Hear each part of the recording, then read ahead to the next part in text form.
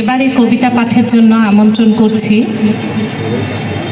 নার্গিস আক্তার বানু আপাকে।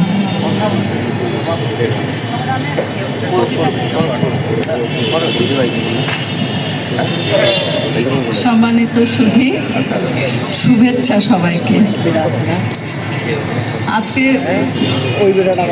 আমাদের ফিরে দেখা সংগঠনের উদ্যোগে, বিশেষত ফিরে দেখার উদ্যোক্তা শাকিল মাসুদকে ধন্যবাদ না দিলেই নয়। আসলে তারই জন্য আমরা আজকে এত সুন্দর একটা মঞ্চে প্রবিষ্ট হতে পেরেছি, আমরা সবাই একত্রিত হতে পেরেছি এবং খুব সুন্দর সুন্দর কবিতা শুনছি। লিটল ম্যাগ নিয়ে আমি দু একটা মাত্র কথা বলবো, সেটা হচ্ছে যে লিটল ম্যাগ পত্রিকার বোধহয় এইটাই সবচেয়ে বড় কথা যে প্রাসঙ্গিক, আঞ্চলিক এবং একসাথে সমকালীন।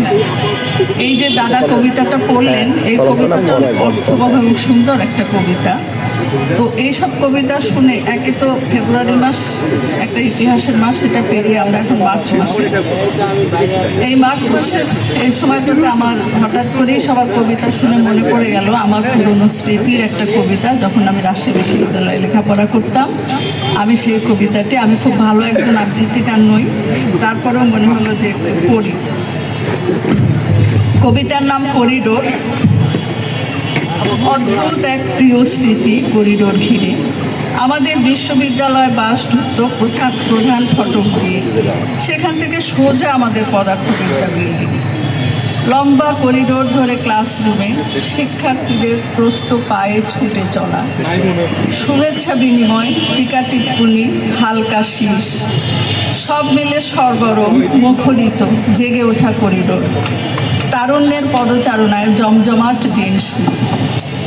অ্যাডমিনিস্ট্রেটিভ বিল্ডিং প্রধান ফটকের পাশে, সামনে ঝাঁকড়া গাছ একটা, দায়িত্ব তার অনেক। ফাইল আর কাগজপত্র নিয়ে সেখানে গভীর আলোচনা, ছাত্র রাজনীতি